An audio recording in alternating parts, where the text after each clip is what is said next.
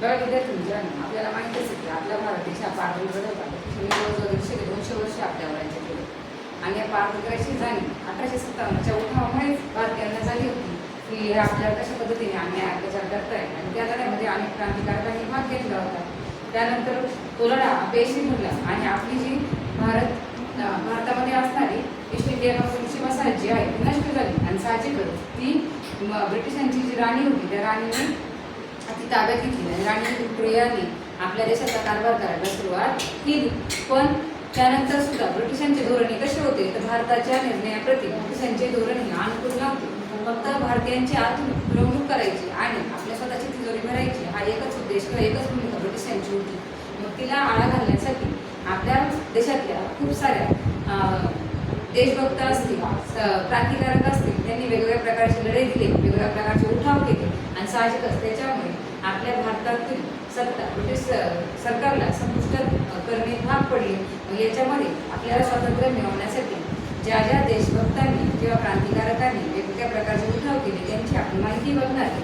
आज आपल्या पाठाचं नाव आहे सशस्त्र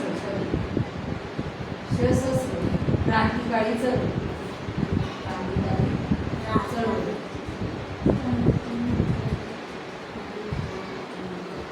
सशस्त्र या शब्दाचा अर्थ काय होतो?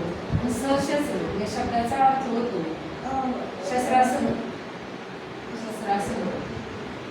क्रांती करायची, भारताला स्वातंत्र्य मिळवायचं, पण अर्ज करून विनंत्या करून आपल्या मागण्या संयमाने किंवा मागून आपले अधिकार आपल्याला मिळणार नाही याची जाणीव या गटाला झालेली होती. आणि साहजिकच जर आपल्याला आपले अधिकार मिळवायचे असतील तर आपल्याला ते यांच्याकडून हिसकावूनच घ्यावे लागतील. यासाठी त्यांनी शस्त्राचाही वापर केला. मागे पुढे त्यांनी कशाचाही विचार केला नाही. आणि साहजिकच मग त्यांनी ज्या चळवळी केल्या त्याला सशस्त्र क्रांतिकारी चळवळ असं म्हटलं जातं. ब्रिटिश साम्राज्याविरुद्ध भारतात अनेक मार्गांनी आंदोलने झाली. त्यातील एक मार्ग सशस्त्र क्रांतीचा होता. त्याची ओळख आपण या पाठात करून घेणार आहोत. थोडक्यात काय, म्हणजे जे ब्रिटिश साम्राज्य होतं ते आपल्याला नकोच होतं आणि या साम्राज्याने आपल्या भारतातून हकलून लावण्यासाठी वेगवेगळ्या प्रकारची आंदोलनं झाली. वेगवेगळ्या प्रकारच्या आंदोलनामध्ये वेगवेगळ्या पद्धतीने भारतीयांनी आपली स्वतःची भूमिका मांडली. पण याच्यामध्ये सगळ्यात महत्त्वाचं एक आंदोलन आपल्याला म्हणावं लागेल तर जे आहे सशस्त्र क्रांतीचं, आणि त्याची ओळखच आपण या पाठामध्ये करून घेणार आहोत. बघा, इसवी सन 1857 पूर्वी इंग्रजी सत्तेविरुद्ध झालेले उठाव आणि 1857चा स्वातंत्र्य लढा याचा आपण आधीच अभ्यास केलेला आहे. आता आपण शिकलो की 1857चा जो अत्यंत क्रांतिकारी असा लढा भारतीयांनी दिला त्याचे परिणाम आपल्याला संपूर्ण भारतातून दिसून आले. पण तरी एक संघटनेचा किंवा एक संघटना वृत्तीचा अभाव असल्यामुळे तो लढा यशस्वी होऊ शकला नाही आणि ब्रिटिशांची जी सत्ता आहे ती आणखीनच भारतामध्ये रोवली गेली किंवा भक्कम झाली.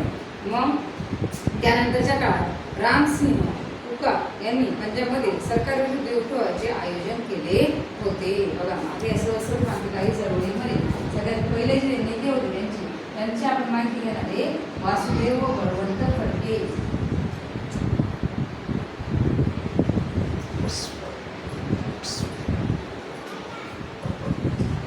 महाराष्ट्रात इंग्रजांविरुद्ध सशस्त्र लढा वासुदेव बळवंत फडके यांनी दिला. बघा, हे जे वासुदेव बळवंत फडके होते कुठले होते? वासुदेव बळवंत फडके हे महाराष्ट्रातील होते आणि त्यांनी सशस्त्र लढा हा ब्रिटिशांविरुद्ध दिलेला आहे. ब्रिटिश साम्राज्याची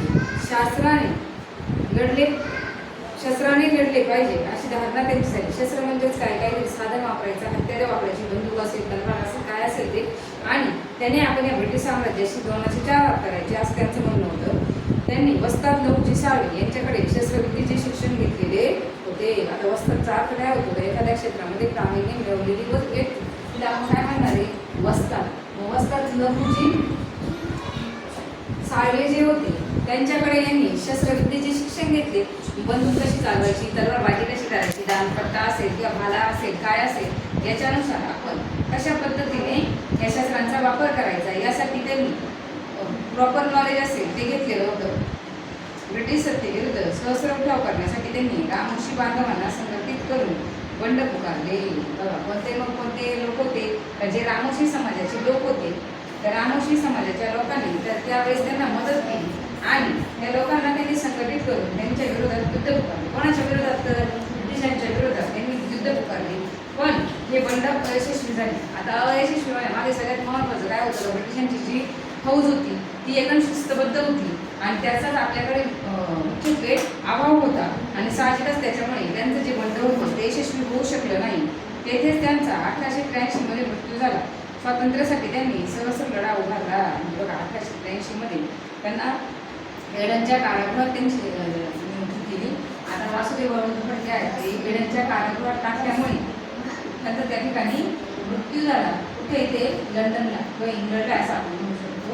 आणि त्या उठावाचा परिणाम असा झाला त्यांची रवानगी तिकडे करण्यात आली आणि तिथेच त्यांचा मृत्यू झाला.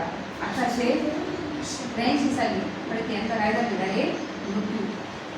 तुरुंगामध्येच मृत्युमुखी पडले ते. स्वातंत्र्यासाठी त्यांनी सहस्र लढा उभारला होता. पुढे बघा मग दुसरे बघायचे. आता भारतीय क्रांतिकारक जे आहेत त्या क्रांतिकारकांमध्ये चाफेकर बंधूंचं नाव हे खूप महत्त्वपूर्ण घेतलं जातं. कारण त्यांनी जी पुण्यामध्ये आलेली प्लेगची साथ होती त्या प्लेगच्या साथीमध्ये तिथला जो रँड म्हणून एक कमिशनर होता त्या प्लेगच्या साथीमध्ये त्याने कुठल्याही प्रकारच्या सुविधा असतील वैद्यकीय उपचार असतील त्या लोकांना मिळावे यासाठी कुठून आंतरिक प्रयत्न केले नाही. साहजिक त्या लोकांचा राग म्हणून जे बंधू होते चाफेकर बंधू या भावांनी मिळून त्या रँडची गोळ्या घालून हत्या केली आणि त्या हत्येच्या विरोधात सुद्धा चाफेकर बंधूंना फाशी देण्यात आलेली होती. 1897 साली पुण्यात प्लेगच्या साथीचा बंदोबस्त करताना प्लेग कमिशनर रँड यांनी जुलूम जबरदस्ती केली.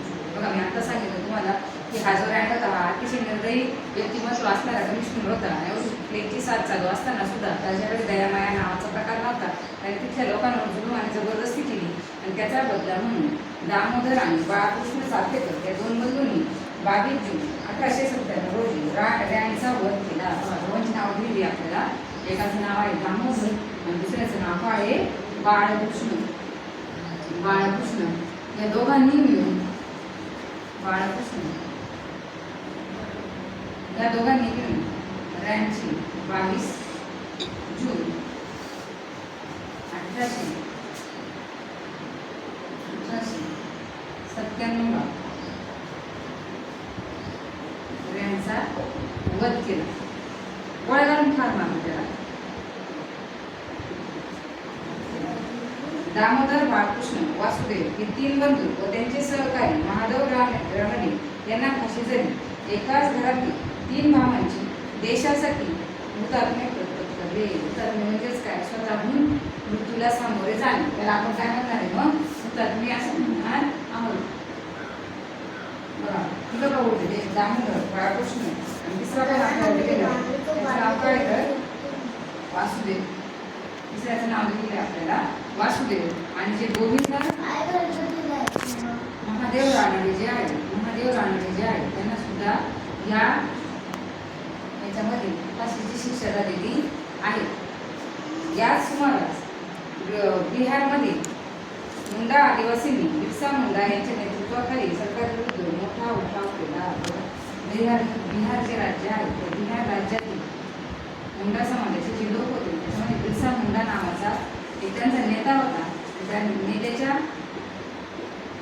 नेत्याच्या याच्याखाली त्या लोकांनी उठाव केला.